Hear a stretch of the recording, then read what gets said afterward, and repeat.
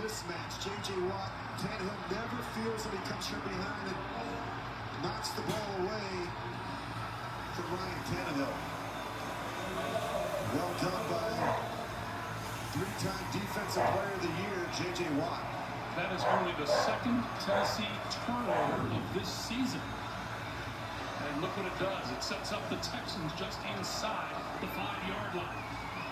That was big, Gray. You mentioned that they failed to force a takeaway in their first 4 games. They finally got a couple last week. In fact, they scored.